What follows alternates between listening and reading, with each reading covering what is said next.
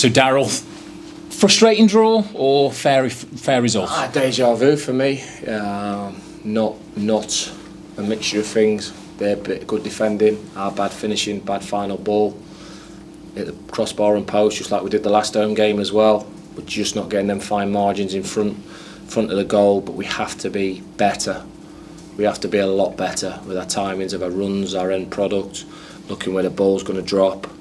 There's a lot of things we need to work on to make sure that we are taking our chances.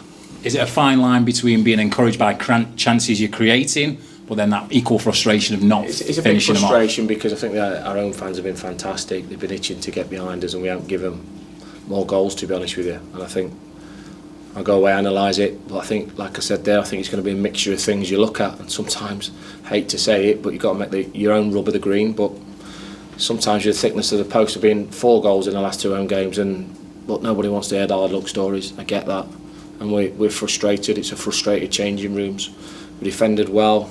Can't remember my keeper having a lot to do, if I'm honest with you again, but we have to be more clinical. Yeah, I was going to say, Carlisle, good to look at in terms of possession of the ball, but they never really, certainly in and around the 18-yard box, they weren't creating chances this evening. No, we looked. I thought we looked a lot more dangerous than them. I thought we looked more dangerous than Tranmere, but they had more ball. But we have to have more ball as well. We have to use the ball better.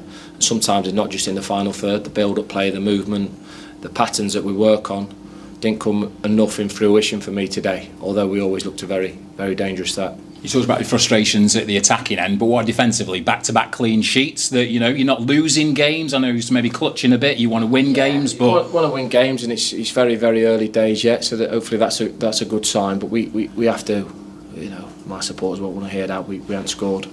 They won't want to hear hard luck stories about us defending well. Football's a goal. We have to score goals to win football games, and we haven't done that in the last couple. Jamie was the one change that you brought in. What did you make of his first league start for Port Vale? Yeah, listen, I can't fault any of the lads' effort and commitment. Just some of the decision making, being a little bit brighter in the final third, movements, looking to get on the ball a little bit more in deeper areas to make things happen. But effort, commitment was there for all to see. But we've got to get better. Obviously, you're privy to what goes on the training field, on the outside in. There's a lot of new faces. Is it just taking that while for it all to click for them, or is it individually stepping up a bit more?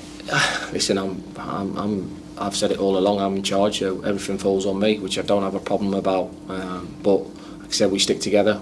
We go again as a group. It's the spirit in the camp's outstanding.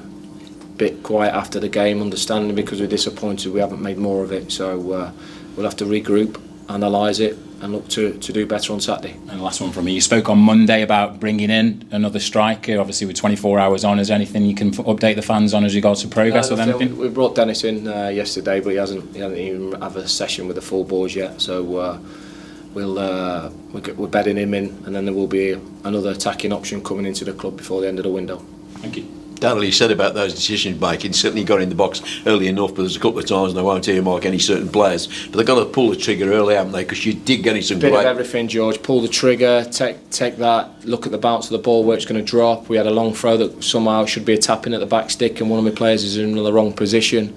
To be fair to Carlisle as well, they put their bodies in the line. They've had 8 block shots that look like they're all hitting the target and goal mind as well. So a bit of good defending from Carlisle, but we have to be better in them final moments. Because from the set pieces, you were very much in charge. You got the corner count was high for you.